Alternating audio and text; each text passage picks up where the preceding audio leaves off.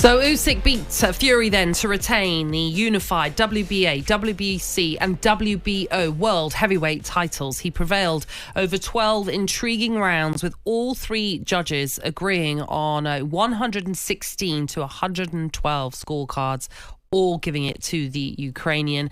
Delighted to say, joining us then live from Riyadh, you heard a little snippet of his voice. It's talkSPORT's very own Jim White. Jim, good morning. How are you? Hi, Jim. Natalie, Tony, good morning to you from Riyadh. Yeah, we're fine. How we've got our voices intact is anyone's guess. But it was quite a night, Natalie. Unbelievable. It was an absolute joy to be there. Privileged to watch these two go at it. 116, 112 to Usyk. I don't know about you, Tony, but one camp had it this way. The other camp had it totally the other way. There was debate throughout the arena last night in the Kingdom Arena at the end of it all, but it really was a phenomenal night, and Usyk walked out victorious again. Yeah, I was going to say, Jim, look, I thought Usyk won it by the margin that was, by the scorecards. I thought that was harsh on Tyson Fury. You're around a lot of boxing people, Jim, out there. What was their feeling? Because I didn't think, like Frank Warren, that it was a terrible. Well, should we? I think the scorecard was. But before we hear from you, Jim, shall we hear from Frank Warren, of course, Tyson Fury's promoter, because he was incensed by those scorecards and felt that Fury was robbed. Let's hear from him. The facts of the matter is, one judge did not give Tyson a round from 6 onwards. How can that be? Is he blind? And then the other two judges each gave him 1 round from round 6 onwards. What fight are they watching? I'm sitting next to Oscar De La Hoya, who's a neutral, who had him winning by 3 rounds. I thought it was at least 3 rounds. Bob Arum had him winning by more than that. Everybody along that road there, and Usyk's people were sitting there, and I'm telling you, they were despondent. So that's what Frank Warren had to say, Jim. Not happy with the scoring of that fight. You could always bring in an element of bias into that conversation from Frank Warren. But what did everyone where you were, the talkSPORT team, what did they think of the scoring? Well, I mean, that's exactly it, Natalie. Frank saying it's a liberty, I think that's a bit strong. As he left last night, David Hay was leaving behind us, and I said to him, what did you think? What did you think? He says, it's so hard to call it. It's so hard to call it, which suggests that it maybe certainly wasn't 116, 112 as all three had it. But as he left, David Hay says, I think Usyk just got there by 1. But Natalie, I chatted to Oleksandr Usyk, Usyk's manager, at the end of the night, and they are so calm, the Ukrainians. I mean, at the end of it, you wouldn't have thought it was them that had won it. I mean, Vladimir Klitschko was in the ring and they celebrated, but they all kept a lid in it. Everybody was calm and collected because they all have so much respect for Oleksandr Usyk. And Alex Krasiuk told me last night, do you know what we've just witnessed? My fighter went in there last night and he built a beautiful house. It was about 4 a.m. in the morning, Natalie, so I was struggling to go with him on it. But he said he's built a beautiful house, and then he laid the foundations of the house a bit further up. Then he built the middle of the house, and then he put a roof on it at the very end. He is the master builder, Oleksandr Usyk. And I thought, do you know what? I think we witnessed something like that. He really is. He's a master boxer. He's an absolute artist to watch. Wonderful, wonderful performance. Well, Usyk's now beaten Tyson Fury twice, AJ twice, Chisora once, Dubois once. Where's the next call for him? Because Dubois got in the ring afterwards, Jim, and wants to have another go at him. He's beaten all the Brits. He's battered them. He has, Tony. I mean, Dubois didn't waste any time. Frank Warren was telling us afterwards he had no idea that Dubois was going to leap in and seize his opportunity. But hey-ho, he did, and why not? But Daniel Dubois got to remember, he's got the small matter of returning here to Riyadh in February. On February the 22nd, he goes in against the New Zealander Joseph Parker. And many people here last night, Tony, said to me that Parker will give Dubois a real run for his money. But if Dubois comes through that, then it's anybody's guess. Maybe he's going to get another tilt at Usyk. But you would have seen it, you would have heard it. Usyk was extremely respectful, even at the end of all that.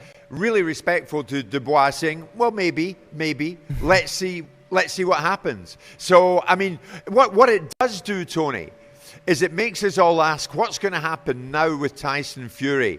And we've been asking what's going to happen now with Anthony Joshua since Dubois demolished him at Wembley. So will it be that in 2025, somewhere along the line, we at last see AJ against Fury? We might, we just might.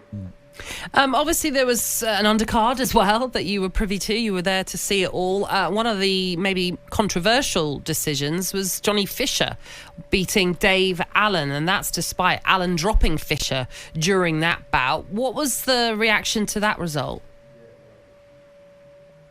Yeah, again, Natalie, there was a bit of bewilderment around us. I mean, these two went at it right from the word go. How they were both still standing at the end of it is anybody's guess. But Johnny Fisher, got the nod. Both of them such brave warriors. I mean, as soon as it was over, they embraced in the ring. I watched Dave Allen, and his facial expression said it all, because as soon as one judge gave it to Fisher, Dave Allen was like, well, what am I listening to here? What am I listening to here? And it does seem, Natalie, I mean, there's talk about an AI judge having been on the case last night here in Riyadh in Saudi.